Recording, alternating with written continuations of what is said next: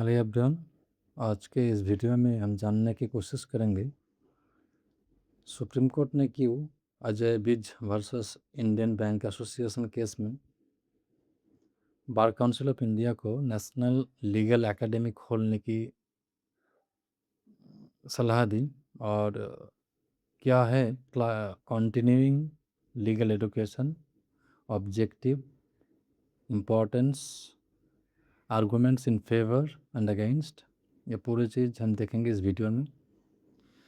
Supreme Court ने कहा है कि सिर्फ एलएलबी डिग्री ही काफ़ी नहीं है एडवोकेट के लिए। आफ्टर एनरोलमेंट जब एडवोकेट प्रैक्टिस शुरू करते हैं तो एलएलबी डिग्री के साथ करते हैं या फिर जो भी बैचलर डिग्री हो लॉ के, तो उसके साथ एनरोलमेंट के बाद प्रैक्टिस शुरू कर देते हैं। लेकिन कोर्ट का कहना है कि सिर्फ ये जो डिग्री है ये काफ़ी नहीं है।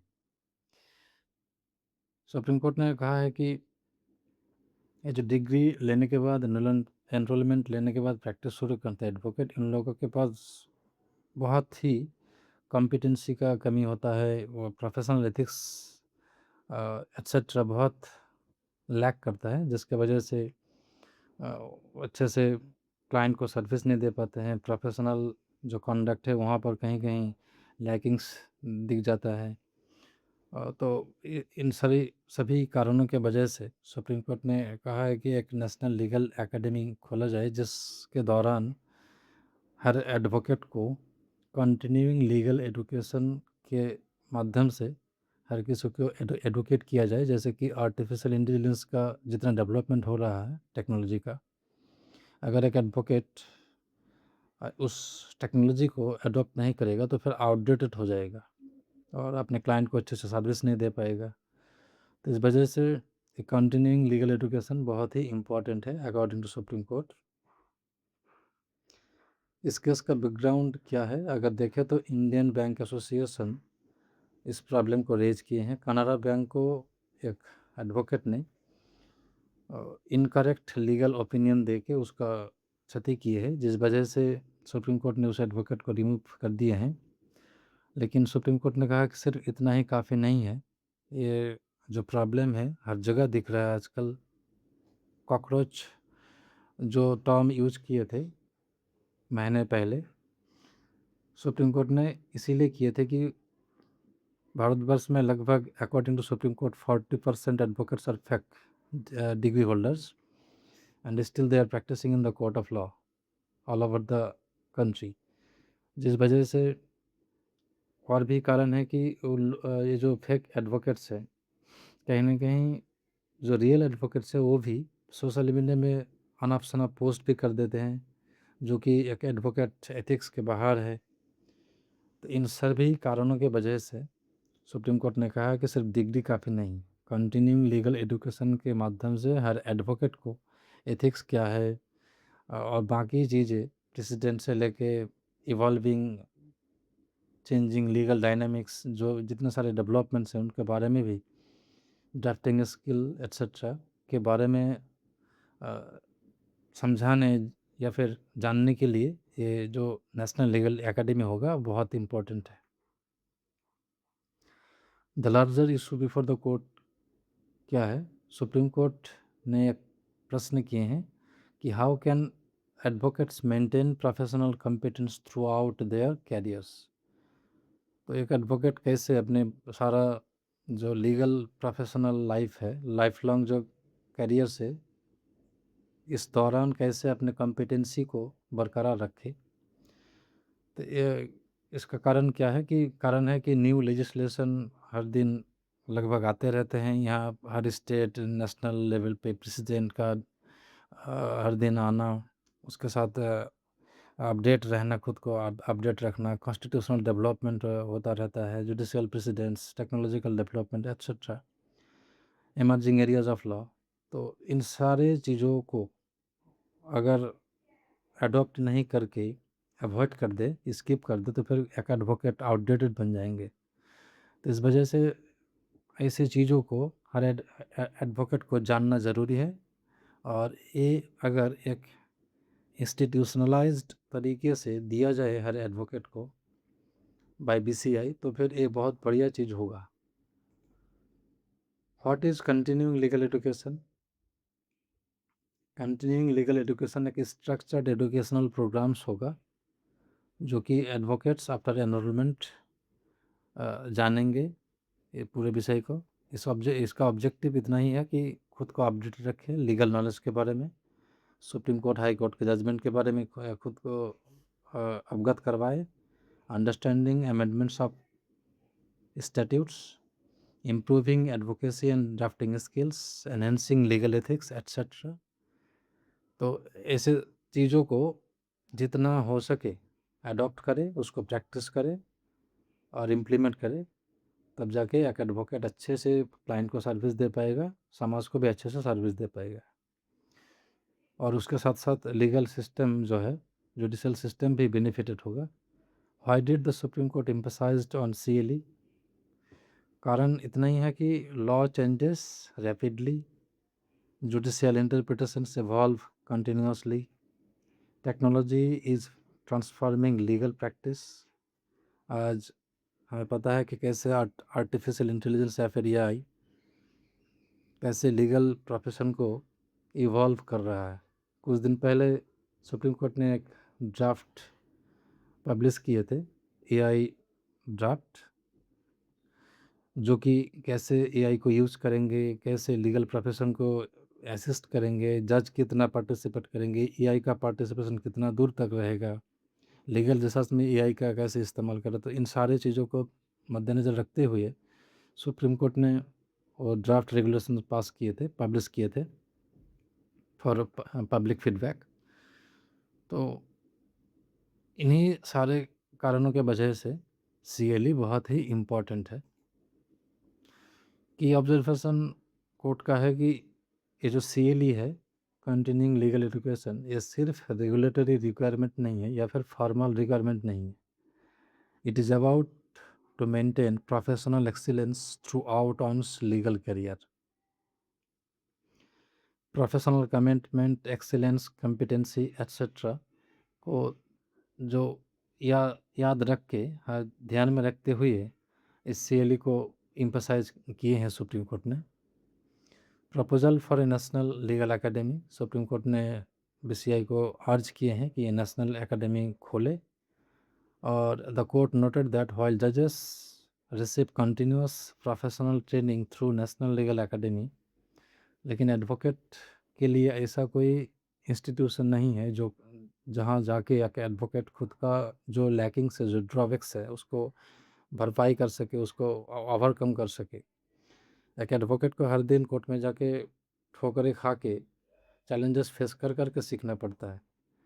नेशनल लीगल एकेडमी अगर हो जाए तो हर एडवोकेट खुद को जो भी प्रॉब्लम फेस करेंगे कोर्ट में ड्यूरिंग प्रैक्टिस, NLA पे जाके उस प्रॉब्लम को सॉल्यूशन में तब्दील कर देंगे with the help of experts. तो इसी वजह से NLA या फिर CLE का इम्पोर्टेंस बढ़ जाता है।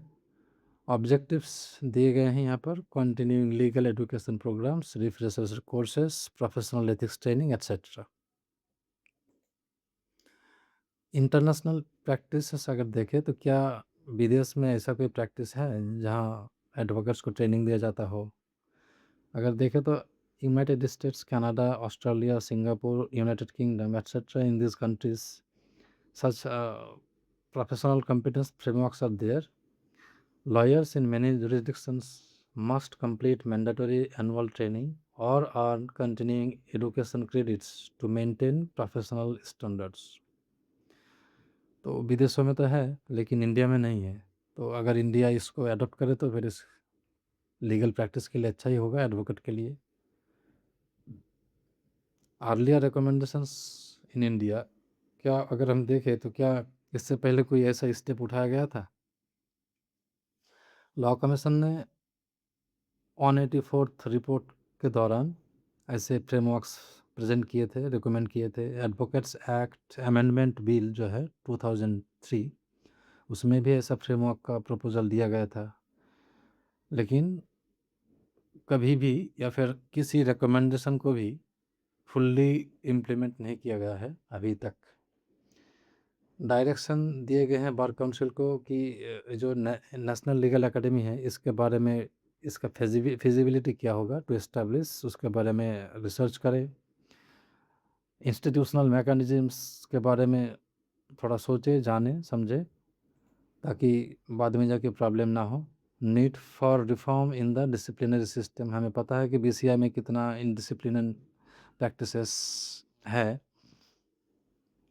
सुप्रीम कोर्ट ने खुद कहा कि 40% advocates are fake degree holders, law degree holders. तो ऐसे अगर प्रॉब्लम है, इसका मतलब कि जो बीसीआई है उनमें भी बहुत डिसिप्लिनरी लेकिंग्स है, ड्रॉबैक्स है, तो उसको भी काउंटर करना होगा इससे पहले, तभी जाके ऐसे प्रॉब्लम्स को ओवरकम कर पाएंगे। नेसेसरी क्यों है ये रिफॉर्म?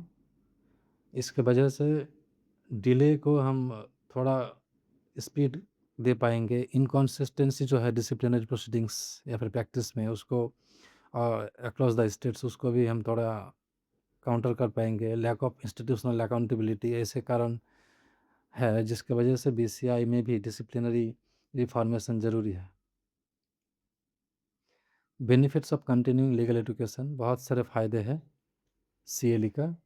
अपडेट खुद को रख पाएंगे हम लोग। बेटर एडवोकेसी स्किल होगा, इम्प्रूव ड्राफ्टिंग स्किल्स होंगे, higher ethical standards etcetera. Benefits for clients and society, सिर्फ एडवोकेट्स फ़ायदे में नहीं रहेंगे, इसका साथ साथ क्लाइंट और society both will be benefited out of this program if adopted by BCI. तो कैसे अगर देखें तो improving the quality of legal advice, reducing professional mistakes, enhancing justice delivery, increasing public confidence in lawyers and strengthening the rule of law. Why is CL important in the AI era? अब AI के ज़माने पे advocate अगर AI जो development है उसको अगर adopt ना करे तो फिर प्रॉब्लम तो होगा, होना ही लाजमी है। तो इस वजह से आर्टिफिशियल इंटेलिजेंस में डेवलपमेंट क्या क्या हो रहा है, एआई असिस्टेड लीगल रिसर्च कैसे करे, डिजिटल एविडेंस क्या है, cyber law, electronic filing etcetera, virtual proceedings. तो इन सारे डेवलपमेंट को एक एडवोकेट को अच्छे से जानना है ताकि उसको अच्छे से प्रैक्टिस में इम्प्लीमेंट कर सके। इसका पॉजिटिव और नेगेटिव दोनों ही पॉइंट है। पॉजिटिव में अगर देखा तो it promotes professional excellence, encourages lifelong learning, improves legal services, strengthens public trust, aligns with global standards। India में जो लीगल प्रोफेशन है उसको हम ग्लोबलाइज कर पाएंगे, ग्लोबल स्टैंडर्ड में ले जा पाएंगे। और नेगेटिव में अगर देखें तो फंडिंग द इकोनॉमी है, सॉरी मैंने एकेडमी और infrastructure development, access for rural advocates, ऐसे जो चैलेंजेस है, फंडिंग का प्रॉब्लम, इंफ्रास्ट्रक्चर का प्रॉब्लम, जो रूरल एडवोकेट्स होंगे उनका एक्सेस कैसे कर पाएंगे, या whether it will be mandatory और वॉलंटरी पार्टिसिपेशन है। तो ऐसे बहुत सारे चैलेंजेस है जो फेस करना है अभी। पॉसिबल फ्यूचर रिफॉर्म्स, अगर इसको अडॉप्ट करते हैं तो फिर कल जाके mandatory continuing legal education credits हम देख पाएंगे, एनुअल प्रोफेशनल सर्टिफिकेशन का इंट्रोडक्शन होगा, ऑनलाइन लीगल एजुकेशन प्लेटफॉर्म्स को हम देख पाएंगे। ऐसे बहुत सारे स्टेप्स हैं जो हमें देखने को मिलेंगे अगर अडॉप्ट करते हैं तो। Relevant legal framework, what are the frameworks associated with this topic? These are Advocates Act 1961, Bar Council of India rules, professional standards and etiquette rules, State Bar Councils, Bar Council of India, etc. What are the key takeaways? अगर देखें तो legal education does not end with the enrollment. Lifelong learning is essential for every advocate. Continuing legal education can significantly improve professional competence. A national legal academy may become a landmark reform in India's legal profession. Better trained lawyers contribute directly to better justice delivery and stronger public confidence. तो इतना ही था आज का discussion. Learning is not an option for advocates, it is a life long professional responsibility. तो इस एनएलए के वजह से अगर एडवोकेट्स बेनिफिटेड होते हैं तो अच्छा ही होगा, क्लाइंट के लिए भी, एडवोकेट के लिए भी और समाज के लिए भी। अगर आप लोगों का कोई कमेंट हो तो ज़रूर कमेंट बॉक्स में बताइएगा। Thanks for watching.